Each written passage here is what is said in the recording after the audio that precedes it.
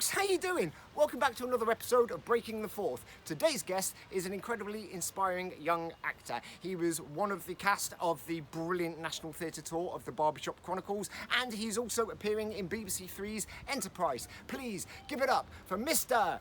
Demmy Ladipo. Hey Demmy, how you doing? Thank you so much for joining us today. Hey Rich, what's up, man? It is my pleasure to be here, and I am all good. How are you? All good, thank you very, very much. You're a gentleman, sir. You're a gentleman. So we've got some questions. Some have come through from some teachers, and some have come through from some students, and some are just some questions because I've got a massive nose and I'm nosy and interested in hearing more about your life. So Demmy, how did you get into theatre and acting? Okay, so theatre and acting. I'd say with acting, I got into acting when I was in school, in terms of like school plays and stuff like that. I've always had a natural appetite just to perform and, to just join that whole world. So I've been, in terms of like acting, I'd say like school plays and stuff like that, pretty much from primary school all the way throughout. And then in terms of the world of theatre, specifically, like professionally, quite late actually. Last year being the first play that I've ever done, Barbershop Chronicles. And I only got into that because through a friend of a friend of a friend, that sort of thing, whereby somebody that was playing the role that I went up for, I worked with him on a previous project and he told me that he wasn't doing it anymore. So he told me that the role was up for grabs. So I basically, and I couldn't get an audition for it, by the way. So I basically had to message my friend's wife, who is the sister of Inua Ellams, who then got me an audition because a few years ago, when I was doing like comedy videos and skits, I actually used to do a bit of hosting, like MCing. So basically, if somebody's getting married, I'm the guy with the microphone saying, "Hey, everybody, let's get back in our seats." Yeah, brilliant. I reckon you're probably pretty good at that as well. Having worked with you before, I reckon you're pretty good at that. Yeah, I wasn't bad. So obviously that's where I met Inua the first time, and that was for his sister's wedding. And obviously I was still in contact with his sister, so I asked his sister to get me an audition through Inua, and I got the audition, and the rest is history. Wow, that's really so. That's really interesting? Is acting and is performing in your family at all? Is there any history of it in your family? You know what? It actually is. So my dad, he studied like performing arts, and he got himself a drama degree when he was back in Nigeria many years ago, which I didn't actually know until like when I got a bit older, and I just spoke to him about it. Because at first he didn't want me to do acting. It's like a traditional sort of family thing where they're just like, no, don't do that. It's not really gonna, it's got so many long periods of unemployment and whatever. Yeah. And they just wanted me to do something a bit more like, doctor or lawyer, that sort of stuff. But yeah, so it is in the family. My dad studied it before I did, so I guess I learned from him. Have there been any barriers that you've had to overcome coming into the world of theatre and TV? Barriers. I'd say a barrier in the sense of I guess anyone any person that's trying to pursue acting, if you don't have any sort of like links with family, or you just don't have anyone to pay for drama school or whatever. So if you're just really trying to do it from just basically working a job, and working your way up, acting, yeah, working your way up. If you're just working your way up, I guess there is a barrier there because there's that whole thing of how do I get auditions and how do I get myself seen and how do I get myself a show reel with no work, or how do I get myself into these audition rooms. Or how do I get myself an agent? So I guess those barriers that pretty much everyone that's started out from scratch has had to face. But yeah, those I'd say are the main barriers that I've faced so far. You mentioned to my earlier on that knowledge. you used to create your own skits. I know that you and your good friend Tom Mucci used to do a lot of stuff on YouTube together. How important has that been to your career, and how influential has that been to your career so far? I'd say, you know what, I'd say massively. I'd say in a big way. Massively, but also inadvertently as well at the same time, because um, so with the sketches, it was through the sketches that I then created like a sort of online profile for myself that allowed me to do all the hosting and MCing. So through that is how I got the MCing gig, which eventually led me to meet Inua Ellams, which eventually led me a few years later down the line to get Barbershop Chronicles, just the audition.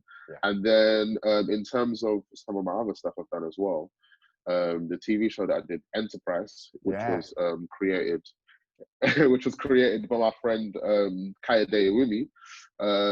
I met him back when I was doing those comedy sketches, and that's how we struck up our relationship. So a few years later, when he was doing Enterprise, he asked me to come and audition, pretty much off the back of him loving all the stuff that I used to do in terms of comedy sketches. So that literally, again, directly led me to that type of work in terms of acting. And also, when I did Enterprise, when I went for that audition, the casting director from there is the same casting director that cast me in The Last Tree as well. So if it wasn't for the videos, I wouldn't have met Kaide.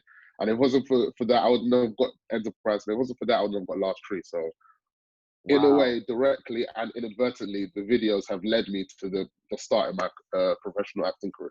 You know, it's funny because actually you guys managed to amass quite a following on YouTube. We used to have the same agent, and it was one of the things that they'd said to me that, you know, it's just this big following on YouTube. Do you ever get recognised for your YouTube persona, or do you get recognised more for your theatre and TV persona? You know what? Now I'd say I still get recognised more for all the YouTube, Instagram skits and stuff like that. I'd say I still get recognised more, but since I finished doing Barbershop Chronicles, more and more people have started recognising me because of that. But still, mainly is because of the sketches, I'd say. We've been talking about Barbershop Chronicles. Man, what a show that was! Just incredible, and it means so much to so many different people. What does the Barbershop Chronicles mean to you, both professionally and personally? So for me, Barbershop Chronicles, it means a hell of a lot because honestly, for me, just as well, of course, as an actor, because when I saw it, I was trying to be an actor in terms of what I was doing. But just as a spectator, as a black man, I'd never seen any play or production that had 12 guys all looking like me, all from the same place as me, on a national theatre stage, doing a play where they're speaking in a language that is directly like understandable by somebody that's come from where I'm from, got the parents that I have, and come from the background that I'm from. So it was massively important in that regard because it was top level theatre in my voice, effectively. So it was really important for that because before, I guess there was a barrier between, at least for me anyway, between going to the theatre because I was like, oh, it's just going to be some boring show or something I'm not really interested in. And then it kind of smashed that to pieces because here we saw a bit of top class theatre performed by people that look like myself, saying things that I understand in my personal life. So definitely personally, it was a big thing to see that. And professionally, it's my first ever theatre work. It's the theatre work that opened so many doors for me. It landed me my new agent. And yeah, it's just been the greatest job of my life so far, I think.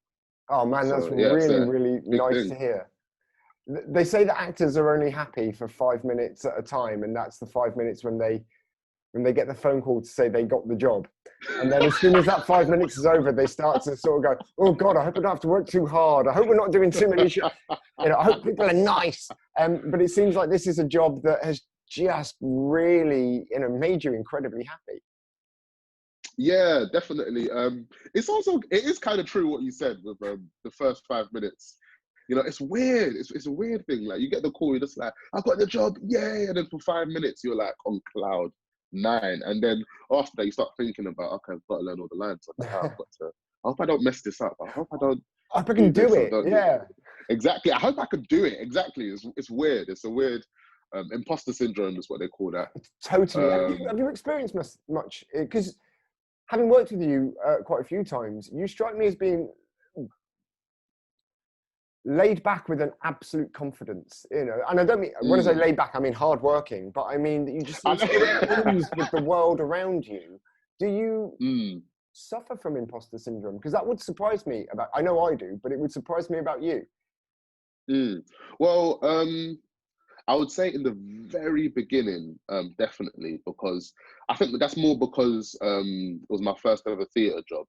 And because it was such an unknown quantity to me in terms of what it was like to work in this way, like in terms of, because the difference between theatre and screen is that in theatre, it is live all the time.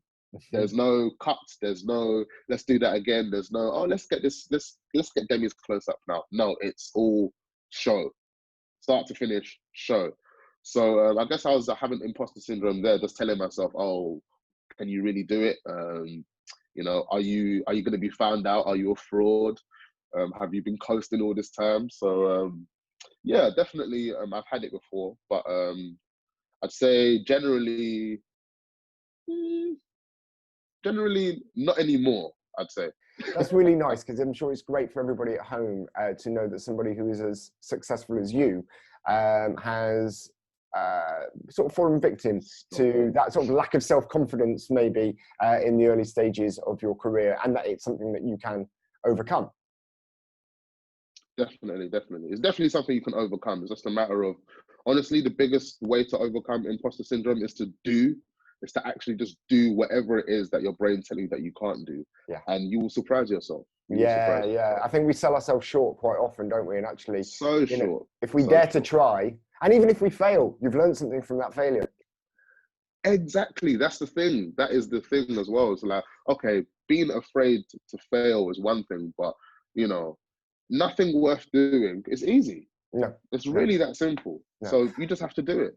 And speaking of sort of failure, when we're in a rehearsal room and we're rehearsing for a show, that is our opportunity to experiment. And inevitably, there are going to be things that work and things that don't work. What was the rehearsal process like for Barbershop Chronicles? Were there any beats that you had to hit that the last actor who played your roles making, or were you able to take ownership of all of your characters?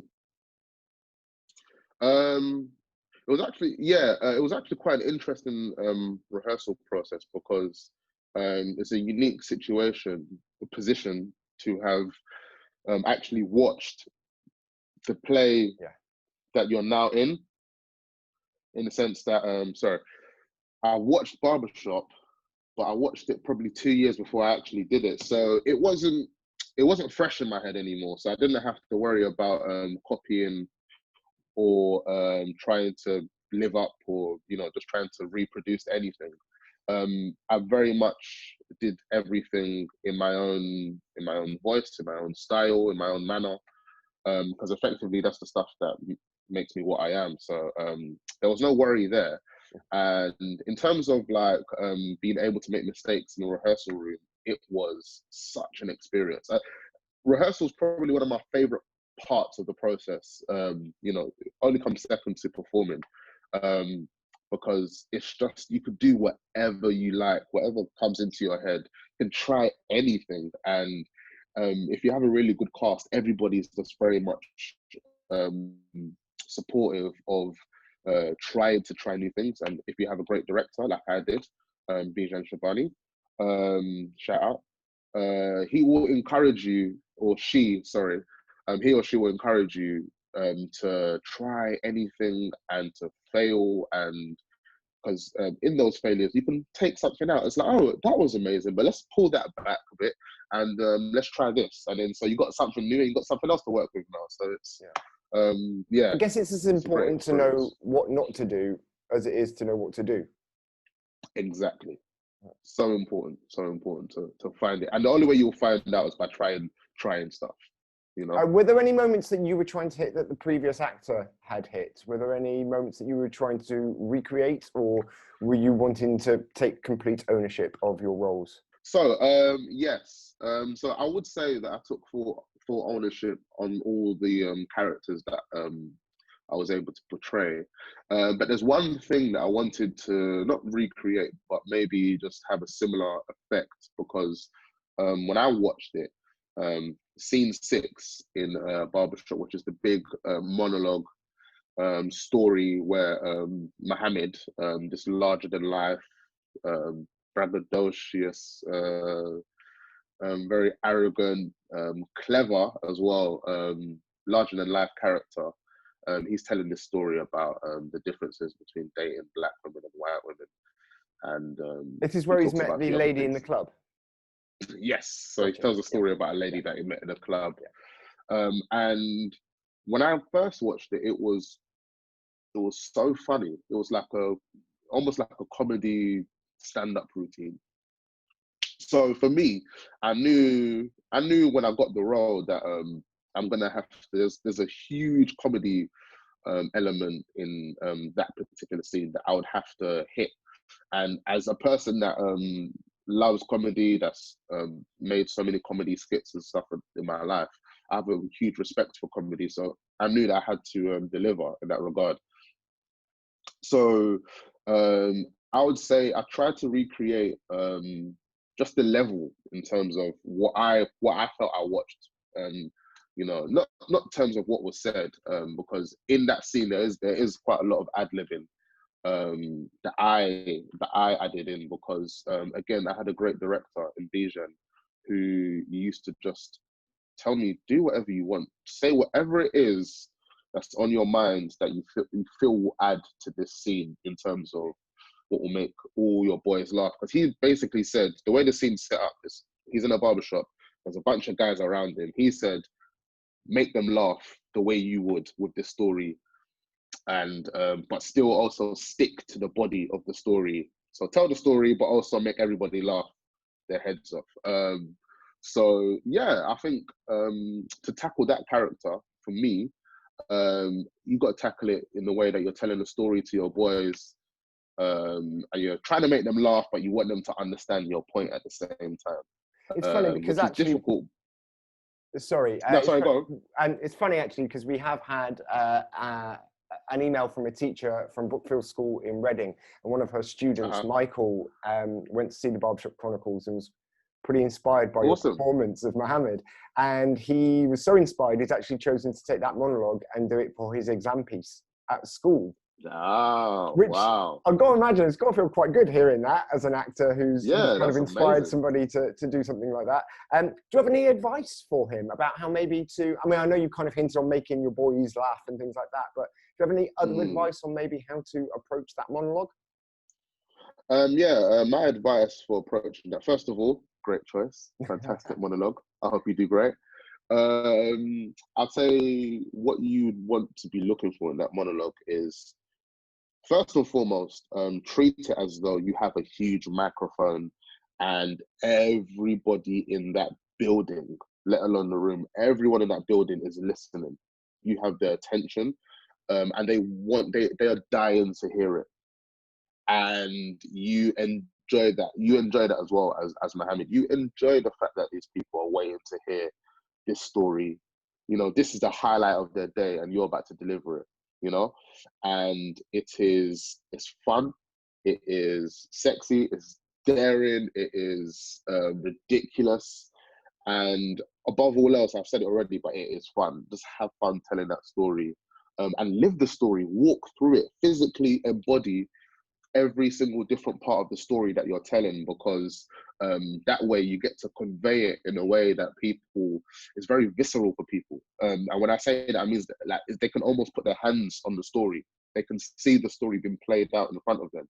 and yeah, just have fun with it and really embody each different part. You know, when you're talking about the two girls in the club, you know, place one of them over here and place the other one there, and then physically walk to both of them, because that will help you tell the story. Because when you can place people in different places physically, it just adds that much more feeling to what you're saying, because you're physically having to work to get to that point, you know?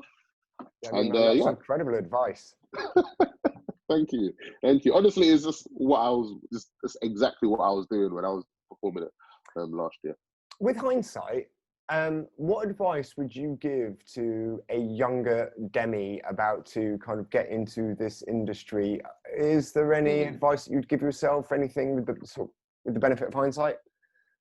What advice would I give myself? Be patient. Be patient.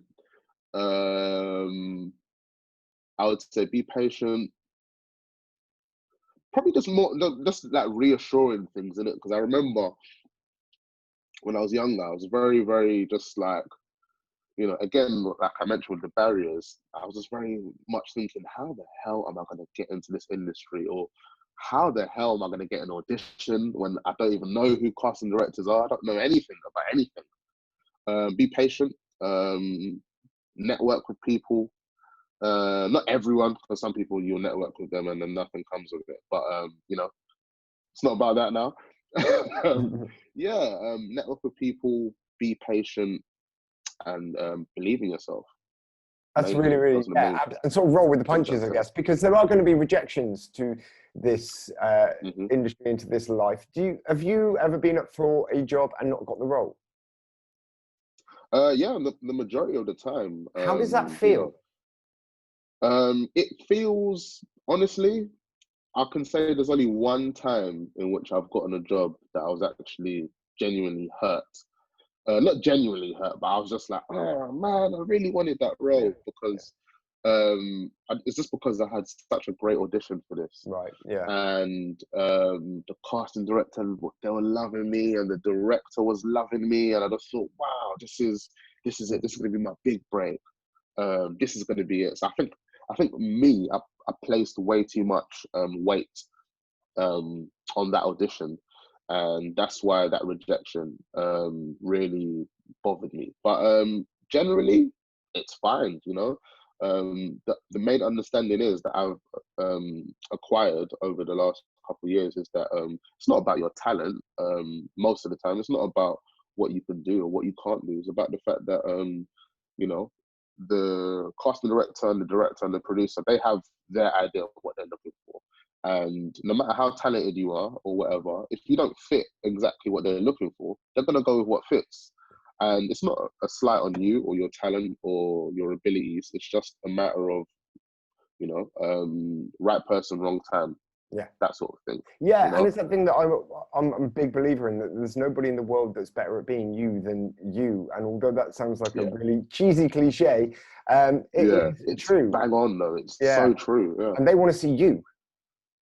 Yes, yes, yes, yes. And that's another thing that you know, that's one thing I would say to myself as well when I was younger, actually. They want to see you.